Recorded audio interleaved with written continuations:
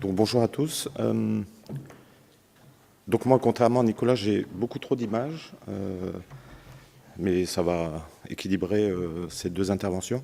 Je vais vous parler de trois choses. Je vais parler d'Agora, parce que je pense qu'on est dans la poursuite de la Biennale de Venise, où on a présenté un bout de film de notre réflexion sur les métropoles millionnaires. Je vais vous parler très brièvement ensuite de l'opération des 50 000 logements. Et je vais terminer juste par une opération de logement qu'on a faite il y a quelques années, qui était un concours que nous avons perdu, mais qui me semble être un bon exemple pour parler du logement.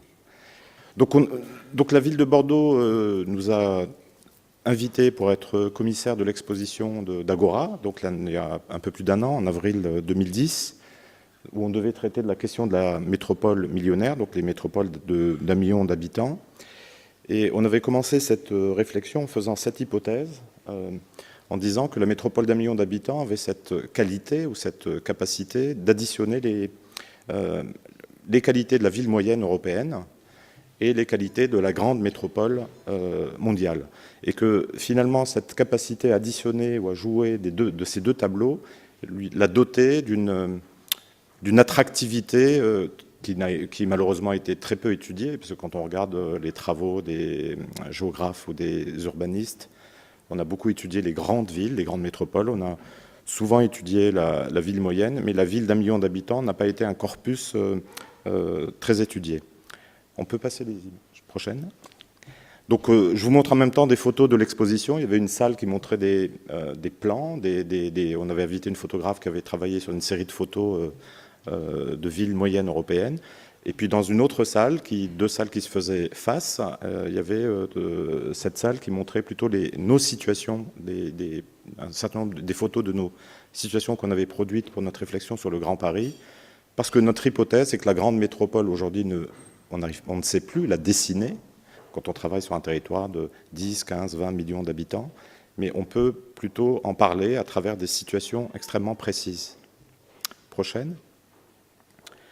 Donc ensuite, on a fait un travail très simple. Nous sommes allés regarder en Europe quelles étaient les villes qui étaient autour d'1 million d'habitants. Donc on a pris une fourchette relativement large, entre 700 000 et 1 300 000 habitants.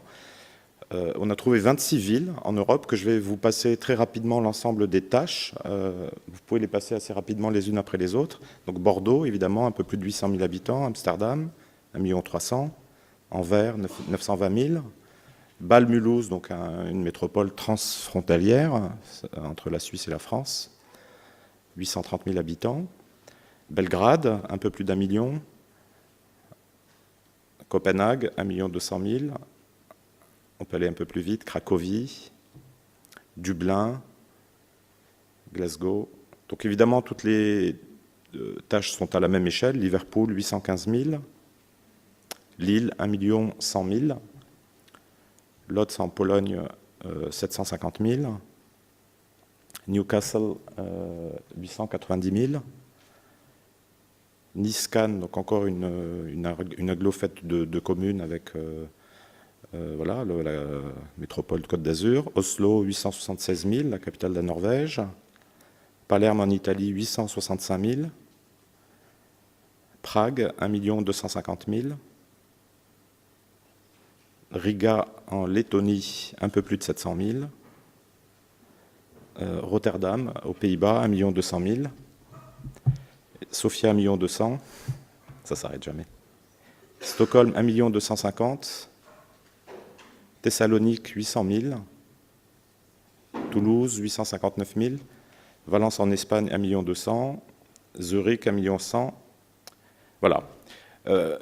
Donc, pour nous, c'était assez intéressant, parce que l'agglomération de Bordeaux, qui cherchait à se trouver en tant qu'agglomération millionnaire, c'était assez intéressant de faire le tour de ces 26 villes, de regarder dans quelle typologie de ville on se situait. Et vous avez vu comme moi qu'il n'y a pas une typologie très claire qui émerge de ces 26 villes. Il y a des villes capitales, notamment toutes les capitales scandinaves, des villes comme Amsterdam ou Rotterdam qui, étrangement, moi, me semblaient des agglomérations beaucoup plus grandes, sont des agglomérations qui sont plutôt autour d'1 million d'habitants. Et puis il y a des villes plutôt de second ordre, Palerme, qui est la capitale de la Sicile, mais qui est une ville de second ordre en Italie. Autre fait troublant, en Allemagne, il n'y a aucune ville millionnaire. Il y a soit des villes qui sont beaucoup plus grandes, soit des villes beaucoup plus petites. Donc il y a des choses assez intéressantes qui ont émergé de là, mais rien de très fort. Donc là, vous voyez encore une image de l'exposition. On avait tiré ces tâches urbaines à des échelles assez grandes, ce qui est inhabituel quand on présente ce type de travail, qui en général est le fait de géographes ou d'urbanisme et qui sont plutôt petits. Donc c'était assez intéressant parce qu'on rentrait dans l'exposition, on avait plutôt cette sensation de traverser plutôt comme des tableaux qui étaient finalement ces cartographies des villes. On peut passer à la prochaine. Donc après ça, en fait, vous avez remarqué que dans les 27 villes, il y en avait 7 qui étaient en bleu. On a décidé de regarder 7 villes en particulier. Je ne vais pas toutes vous les montrer, je pense qu'il y en a 3 ou 4 que je vais vous montrer. Et essayer de tirer de ces 7 villes, disons un peu un sens, essayer de trouver un sens commun à ces métropoles millionnaires. Prochaine. Donc la première, c'est Valence, donc, qui est une ville que vous connaissez, qui est une ville en Espagne. Assez intéressante, Valence, parce que Valence est une ville qui a très récemment émergé dans le paysage urbain, économique, politique en Espagne. Pendant très longtemps en Espagne, il y avait le bipôle Barcelone, Madrid, qui sont les 2 grandes villes qui sont très largement en concurrence. Et Valence a émergé depuis 15 à 20 ans, et on voulait comprendre de quelle façon elle avait émergé. Prochaine image. Donc pour chacune de ces villes, on a produit des grands plans, donc des grandes cartographies, donc on a produit, qu'on a fait à l'agence. Donc c'est des dessins qui faisaient, probablement que la plupart d'entre vous ont vu, vous avez vu cette exposition. Donc c'était des grands plans de 5 à 10 mètres. Et chacune de ces représentations ne cherchait pas à faire une cartographie exhaustive de la ville, mais une cartographie qui interprétait 2 ou 3 choses qu'elle pouvait nous dire sur cette condition millionnaire. Donc ce qui est important à Valence, c'est ce qu'il faut comprendre à Valence, je ne sais pas si ça marche, c'est que Valence a été une ville qui a été inondée plusieurs fois, donc notamment une inondation qui a été très violente. Et Franco a décidé de dévier le fleuve. Donc l'image est un peu claire, mais vous imaginez que le fleuve venait s'enrouler autour du centre-ville.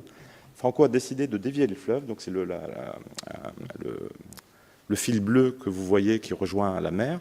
Et en déviant ce fleuve, en réalité, un acte plutôt anti-écologique, un acte assez radical, un acte qui aujourd'hui serait probablement non acceptable nulle part, il a ouvert des potentialités à cette ville qui se sont avérées extrêmement intéressantes, parce que le lit de la rivière aux abords du centre-ville est devenu un grand parc autour du cœur historique et du cœur 19e de la ville.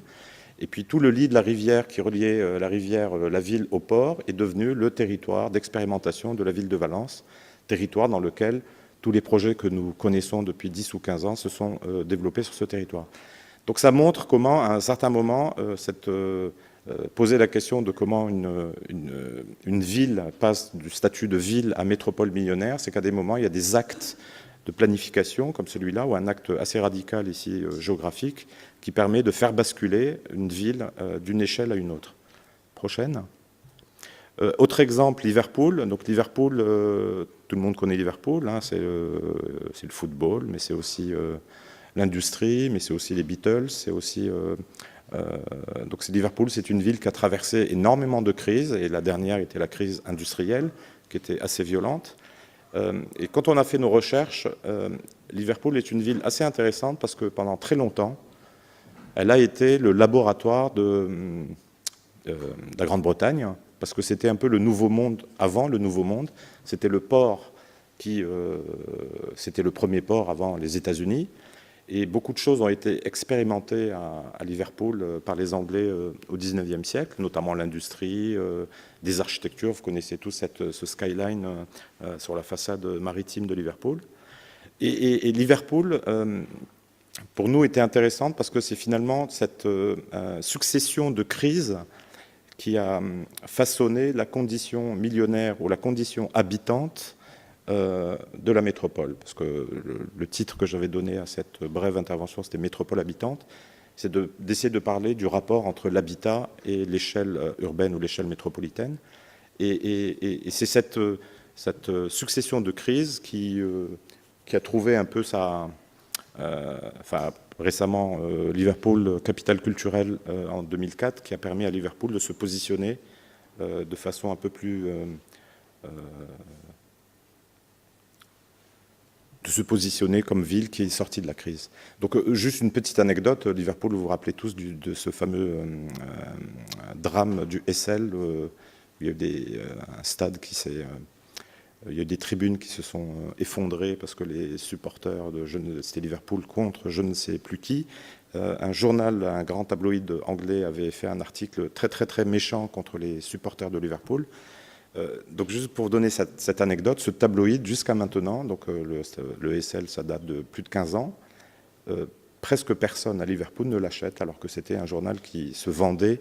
Donc nous on a parlé plutôt d'écologie du collectif, c'est-à-dire que Liverpool c'est un peu une écologie du collectif qui crée cette condition habitante et qui fait émerger cette métropole d'1 million d'habitants. Prochaine s'il vous plaît. Prochaine. Troisième exemple, Zurich, qui nous semblait aussi un bon exemple pour Bordeaux, alors, pour chacune de ces villes, on a essayé de trouver une sorte d'expression, de métaphore pour la décrire. Et Zurich, on a dit que c'était la métropole sous la ville moyenne. Pour ceux qui connaissent Zurich, quand on se balade à Zurich, on a l'impression d'être dans la belle Suisse, avec la Suisse des lacs, des parcs, des forêts, des hôtels particuliers. Alors qu'en même temps, Zurich, c'est une des plus grandes places bancaires européennes, une des plus grandes places des assurances en Europe. Prochaine, s'il vous plaît. Et donc là, la cartographie qu'on avait faite, c'était montrer plutôt les infrastructures et puis une série de symboles qui montraient plutôt les objets très typiques, comme l'ETH, qui est une célèbre école, notamment d'architecture, qui est un sublime bâtiment classique.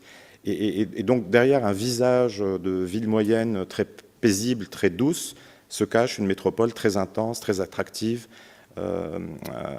qui attire beaucoup, parce que, par exemple, une des forces de Zurich, c'est son aéroport. C'est probablement l'aéroport le plus intense des villes de cette échelle.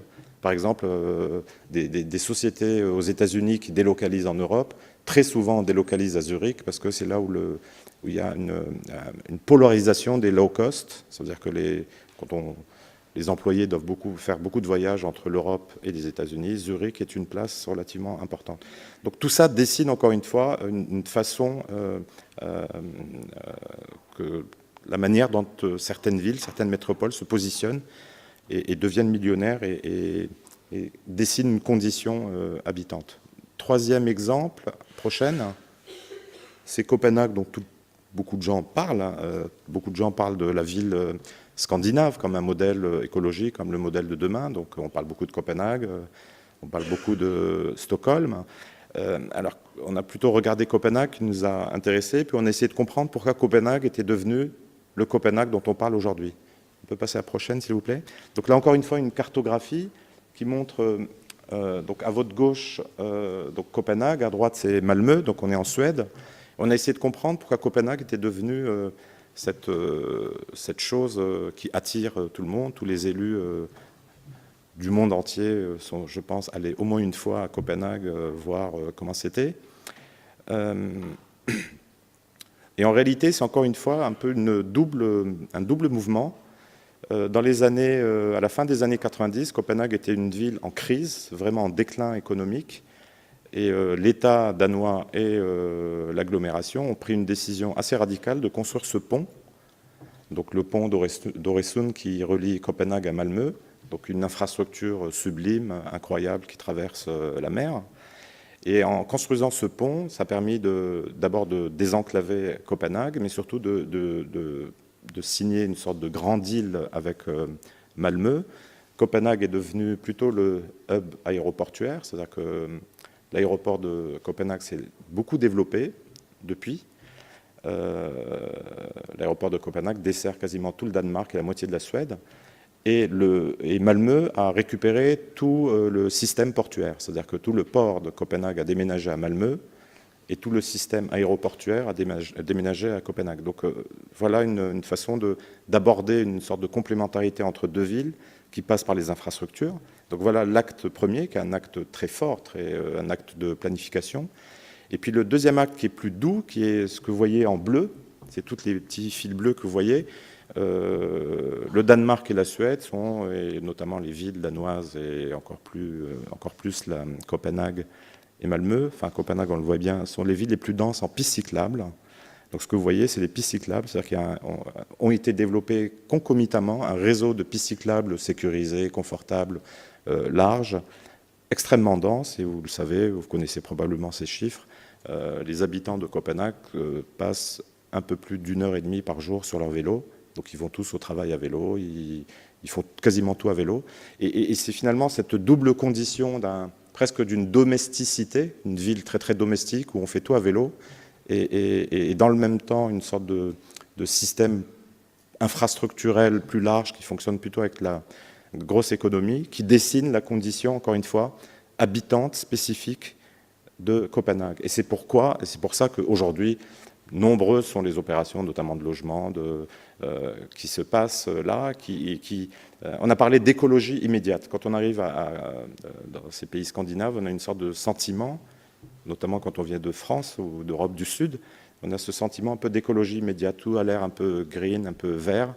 On ne sait pas si c'est vrai ou faux, mais en tous les cas, on a cette sensation. Et nous, on l'explique par l'articulation de ces deux échelles. Prochaine. Rotterdam, c'était aussi un exemple qui nous a pas mal intéressé, plutôt dans la relation ville-port. On peut passer à la prochaine image, s'il vous plaît. Voilà. On a travaillé plutôt sur les... donc c'est une cartographie qui a essayé plutôt de regarder ce qui se passait le long du port. Donc vous l'avez bien compris, tout ce qui est bleu ou bleuté, c'est un rapport avec des activités portuaires. Et tout ce qui est dans l'orangé, c'est des activités plutôt urbaines, donc du logement.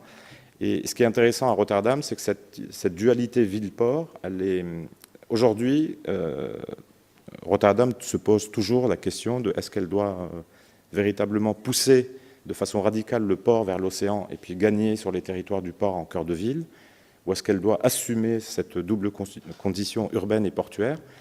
À de nombreuses fois, il y a eu des référendums, on a questionné la population. La population est toujours divisée en deux. Il y a 50% qui disent qu'il faut qu'on reste portuaire, et il y a l'autre moitié qui dit qu'il faut vraiment créer une limite claire entre le port d'un côté et la ville qui peut devenir une vraie ville, parce que les habitants de Rotterdam vivent un peu ce complexe où ils ont l'impression de ne pas vivre dans une vraie ville. Et je pense, encore une fois, que là, la condition habitante un peu étrange, un peu ambiguë entre ville et port, donc 50% qui veulent être urbains, les autres 50% qui veulent rester portuaires, crée la spécificité habitante de Rotterdam. Prochaine. Donc là, vous voyez dans l'exposition la taille de ces cartographies, donc qui n'étaient pas des cartes qu'on prenait de haut, mais on pouvait se balader plutôt dans la carte. Prochaine. Donc après ça, prochaine. Donc après ça, on a essayé à partir de ces 7 villes, donc il y avait 3 autres villes, il y avait Belgrade, Riga et une 7e, je ne sais plus, j'ai oublié. On a inventé une 8e ville qu'on appelait Almag, que vous voyez là, dont on a inventé aussi la tâche urbaine. Donc vous reconnaissez un bout de Bordeaux, mais il y a des bouts d'autres villes. Et puis on a essayé de parler de cette ville millionnaire à travers 7 situations que nous avons inventées, à partir des 7 villes que nous avons étudiées, mais aussi à partir de 7 projets qu'on a montrés dans l'exposition, comme ce projet qui s'appelle Micro-Rayon, qui est un travail sur tous les grands ensembles autour de Moscou. Donc vous savez que toute la ceinture de Moscou, c'est des choses qui ressemblent à ça, avec des grands ensembles très larges qui font presque 500 mètres par 500 mètres, avec tous les équipements et les services qui y sont inclus. Et aujourd'hui, il y a un phénomène à Moscou très très intéressant, où les gens sont en train d'acheter leur logement. Il y a un vrai phénomène de customisation de ces logements, où les gens qui ont beaucoup de moyens achètent 3, 4 appartements, font des triplex, des quadruplex, ont des salles de bain incroyables, etc. Donc c'est intéressant de montrer que bon voilà, c'était une expérience qui nous semblait intéressante, que la ville millionnaire, elle devait avoir cette capacité à recycler et à transformer un patrimoine existant. Prochaine. On avait aussi invité, enfin c'était une interview de Fujimoto, un architecte japonais intéressant, parce que quand il a commencé, il a beaucoup construit des petites maisons, mais quand il parle de son architecture et qu'il parle de ses maisons, il est sans cesse en train de parler de la ville, et sans cesse en train de parler de l'échelle de Tokyo et de la ville de Tokyo. Et là encore, on trouvait ça intéressant, ce rapport entre l'habitat, l'intériorité de l'habitat et la ville japonaise. Et il nous semble en tout cas que le logement doit chercher cette nouvelle relation entre un intérieur domestique et puis le rapport à la métropole ou à la ville. Prochaine. Ça, c'est des réflexions sur, à New York, qui est CUP, qui est une association qui s'appelle Center for Urban Pedagogy, qui essaye de créer les conditions d'un urbanisme créatif, participatif, mais créatif, c'est-à-dire pour sortir de la concertation qui nous renvoie plutôt à du conservatisme. Donc je trouvais ça aussi intéressant, c'est-à-dire que cette échelle d'1 million d'habitants pouvait nous permettre aussi de travailler à des coopérations et des concertations plutôt qui poussent le projet vers le haut et non pas vers le bas, comme c'est souvent le cas malheureusement. Prochaine. On avait présenté ce projet d'Almer de MVRDV parce qu'il parlait plutôt de chiffres, parce que Almer, qui est une ville nouvelle, va s'insérer un peu dans le Randstad, vraiment comme un pôle d'équilibre, et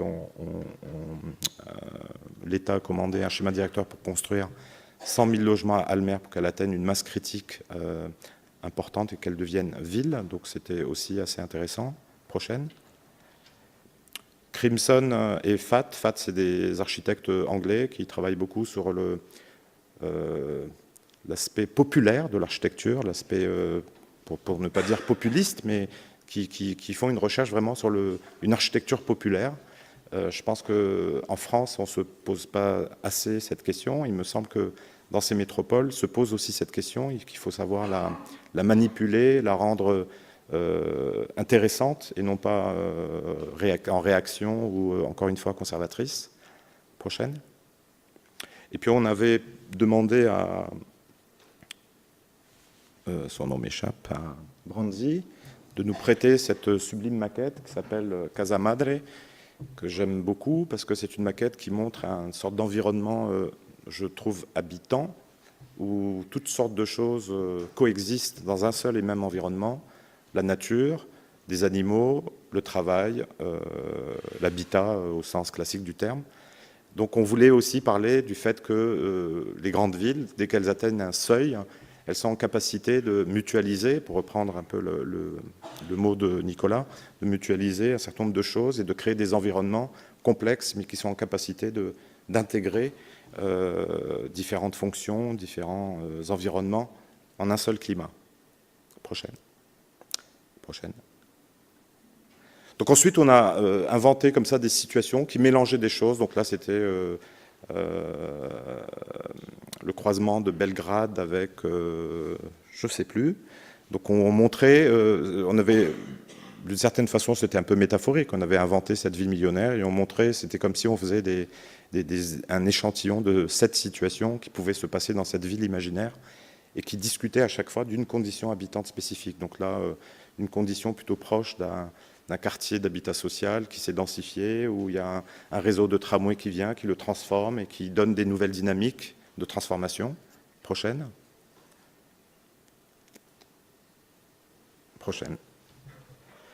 Là, c'était plutôt, pour parler plutôt de la Scandinavie, donc que presque le projet moderne, tel qu'on l'a connu, avec la question écologique, peut-être qu'il redevient possible.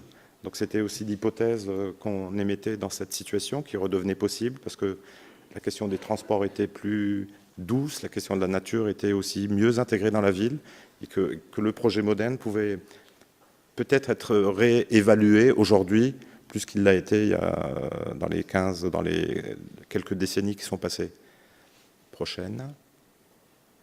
Donc là, on parlait plutôt de Riga, parce que Riga était aussi un exemple intéressant, parce qu'il y a Riga, la Lettonie, c'est un pays complexe, avec beaucoup de nationalités, avec en même temps, c'est violent. Donc finalement, le logement devient presque le lieu d'identité par excellence, et le lieu d'appartenance à un monde beaucoup plus large. Donc on trouvait aussi cette chose assez intéressante. Donc Riga plus Fujimoto, qui parle de sa maison en relation avec la ville, dessiner une sorte de nouvelle poésie pour parler du logement en relation avec un grand territoire culturel. Prochaine. Là, c'était plutôt Liverpool, donc plutôt parler des tissus pavillonnaires, mais que aujourd'hui, quand on fait un tissu pavillonnaire, on n'a pas le droit de mettre un grand objet au milieu du tissu pavillonnaire. Il faut se rappeler que le stade de Liverpool, c'est une sorte de machin posé de façon assez brutale au milieu du tissu, et que d'une certaine façon, il crée les conditions aussi d'un environnement habitant qui est assez intéressant. Prochaine. Toujours Liverpool, avec plutôt le recyclage des bâtiments industriels. Prochaine. Prochaine. Prochaine. Puis là, c'était plutôt un peu Brandsy plus Zurich. Quand on mélange un peu la condition zurichoise et Brandsy, ça peut inviter à construire des situations habitantes assez intéressantes et assez stimulantes. Prochaine. Puis j'ai oublié, parce qu'on avait aussi fait un travail sur Bamako, parce qu'on avait choisi juste une ville hors européenne. Donc on avait choisi Bamako aussi parce que la ville de Bordeaux a une relation avec Bamako et que c'était facile d'y aller, de rencontrer des gens. Donc on a fait une situation le long d'une rivière où d'un côté on avait le découpage de Rotterdam avec tous les portuaires, et de l'autre côté on avait le découpage de Bamako avec toutes les petites pirogues. Et finalement, cette schizophrénie ou ce vis-à-vis nous semblait tout d'un coup possible dans une ville d'aujourd'hui, où d'un côté, il y a l'industrie, et puis de l'autre. Et puis c'est un peu allégorique, parce que la ville de Bordeaux, ou l'agglomération de Bordeaux, se pose toujours cette question du vis-à-vis entre la rive gauche et la rive droite, et que finalement, ces deux rives, elles peuvent se contredire et très très bien discuter. Prochaine. Bon, ça, c'est le film qu'on a présenté à Agora, qui était un résumé de ces situations, qui était évidemment animé, donc qui était en même temps des maquettes, mais aussi des animations, qui étaient comme des petites narrations ou des fables, mais qui, d'une certaine manière, nous semblaient être une façon de parler, de habiter la métropole, qui était beaucoup plus intéressante que d'aller chercher une série de références et de montrer des choses qui existent ici ou là, qu'on était plutôt dans un processus un peu de création.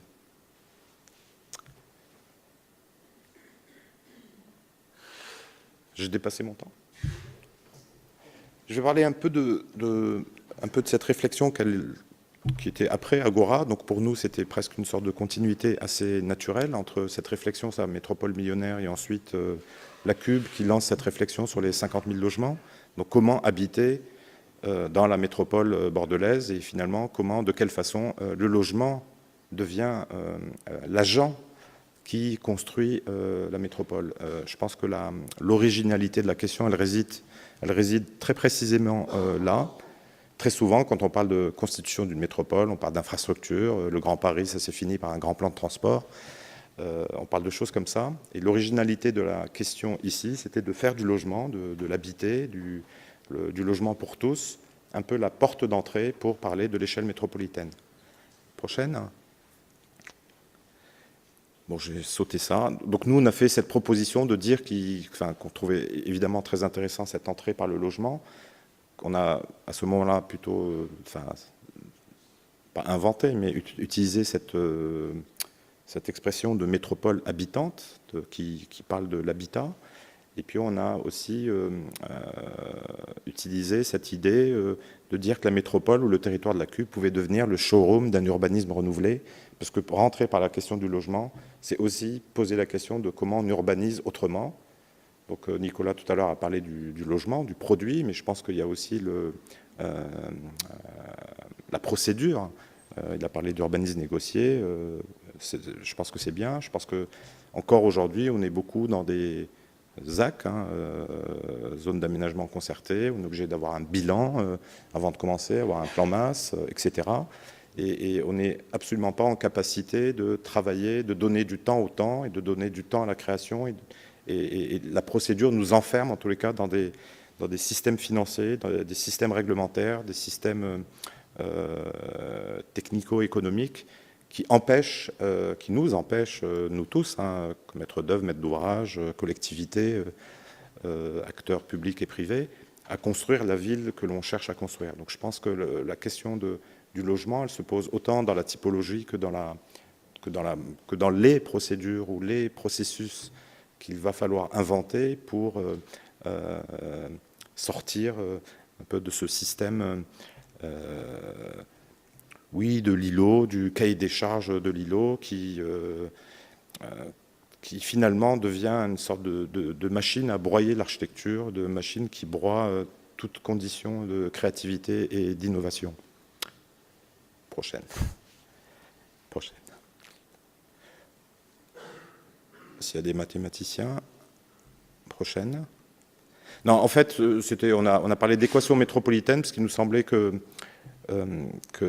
parler de Bordeaux, métropole millionnaire, à travers la question de l'habitat, c'était aussi mettre en mouvement un certain nombre de territoires.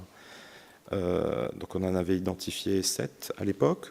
Le premier, c'est la substance, c'est-à-dire que ce qu'on a appelé substance, c'est tout ce territoire qui est notamment pavillonnaire, très peu dense, qui est constitutif, qui est un peu le terreau constitutif de cette grande agglomération, sur lequel qu'il faut absolument intervenir. Il faut trouver des moyens d'y intervenir, même si c'est que des micro-propriétés privées. Mais je pense qu'à un moment donné, si on veut dessiner cette métropole, il faut trouver des moyens d'y intervenir. Le deuxième territoire, c'est la boucle ferrée, qui est une infrastructure qui existe, qui ne fonctionne un peu, mais pas vraiment, mais qui je pense, dans les prochaines années, va devenir un lieu d'articulation, notamment en termes de mobilité de cette ville. On a parlé plutôt des parties géographiques, on appelait ça JAL-Coteau, c'est-à-dire qu'on parle toujours des coteaux rive droite d'un côté et des JAL rive gauche d'un autre. Donc il nous semblait qu'il y avait une sorte de corridor pas inintéressant au nord de la ville qui reliait les JAL aux coteaux, et on était un peu dans la géographie bordelaise en passant par la Garonne. Il y avait la question du campus, qui était un quatrième territoire qui nous semblait le lieu de l'étudiant, parce que le campus à Bordeaux, il est spécifique, c'est un territoire monofonctionnel sur lequel je pense qu'il y a beaucoup de réflexions, il y a eu, et je pense que ça va continuer, donc qui nous semblait être un territoire à mobiliser.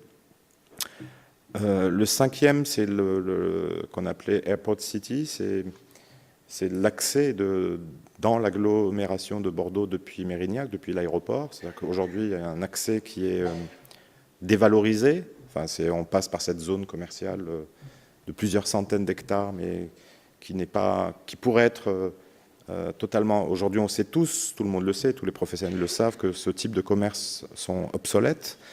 Donc aujourd'hui, ils créent encore de la valeur, mais je pense que dans les 5-10 ans qui viennent, ils vont être transformés. Donc il nous semblait important de mobiliser un projet de transformation de tout cet appareil commercial d'un coup, parce que le risque, c'est que ça se fasse par morceaux et qu'on n'ait pas de projet cohérent, et qu'il y a un corridor qui va de l'aéroport jusqu'à la rive droite sur l'avenue de Thiers, qui nous semblait être un corridor qui était porteur un peu une sorte de grande coupe de la ville, qui nous semblait intéressant à mobiliser dans le cadre de ces 50 000 logements. Évidemment, tout ce qui se passe autour de la carte TGV et puis de l'opération d'intérêt national. Et puis le dernier territoire, c'est ce qu'on appelait le vis-à-vis, donc rive gauche et rive droite, c'est de quelle manière cette ville de Bordeaux se construit une véritable position, une véritable identité dans son vis-à-vis entre la rive gauche et la rive droite. Prochaine. Donc là, c'est juste les territoires qui sont assemblés.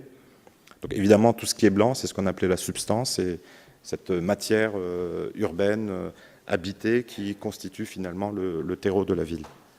Prochaine. Pour nous, c'était aussi intéressant parce qu'on pouvait, à travers cette opération 50 000 logements, changer de méthode, aller chercher des stratégies opérationnelles un peu nouvelles, mais qui ont existé, donc en partant d'exemples qui ont existé comme l'IBA à Berlin, vous le savez, enfin, vous le savez peut-être pas, mais il y a une nouvelle IBA qui est en train de se monter à Berlin autour de l'ancien aéroport de Tempelhof. Donc Berlin se pose beaucoup de questions sur ce vieil aéroport sublime, très beau, qui est en cœur de ville. Donc au lieu de lancer un projet d'aménagement X ou Y, il lance plutôt une IBA pour créer un processus de réflexion, de recherche, qui est plein d'opérations. Ou R à Rotterdam, qui était, je ne me rappelle plus du sens des initiales, mais qui était quelque chose qui était différent de IBA, parce qu'il n'y avait pas de projet, mais on invitait des gens à se Il y avait 2 ou 3 séminaires par an, et on invitait des gens à se poser des questions très très précises sur des situations. Donc il nous semblait, on a fait cette proposition de dire que les 50 000 devaient devenir un peu ce processus qui évidemment construisait la métropole, mais était producteur aussi de méthodes, d'expérimentation, tant vraiment dans l'espace, dans l'architecture, que dans les stratégies qu'on mettait en place. Prochaine. Autre proposition qu'on a faite, c'est qu'on parle beaucoup de PPP, du public et du privé, donc de ce partenariat public-privé. On a parlé d'urbanisme négocié, où c'est encore la ville, l'agglo, le port et les promoteurs qui se mettent à discuter pour construire la ville. Il nous semble que très souvent on oublie la population et que pour nous, à l'occasion de ces 50 000 logements, il fallait mobiliser, trouver le moyen de mobiliser les populations métropolitaines de l'agglomération, autrement que sur des projets locaux, mais plutôt sur le projet global. Et on a fait beaucoup de propositions, elles ne sont pas toutes... on avait fait la proposition de faire une grande réunion avec, je sais pas, la population à l'aéroport, par exemple, dire qu'on peut concerter sur l'avenir d'une métropole plutôt dans un aéroport, plutôt que dans la salle des fêtes, où quand on arrive, déjà, on sait déjà l'ambiance qui va se passer dans la dite salle des fêtes pour parler de tel ou tel sujet. Donc changer de lieu pour un peu ouvrir les débats un peu autrement. Donc ça nous semblait aussi un élément important pour la construction métropolitaine bordelaise. Prochaine. Et puis ensuite, en termes de stratégie de projet, nous, on a proposé de travailler sur 2 échelles, ce qu'on appelait des actes millionnaires, un peu des gros projets. C'est vrai que Bordeaux, aujourd'hui, il y a beaucoup de...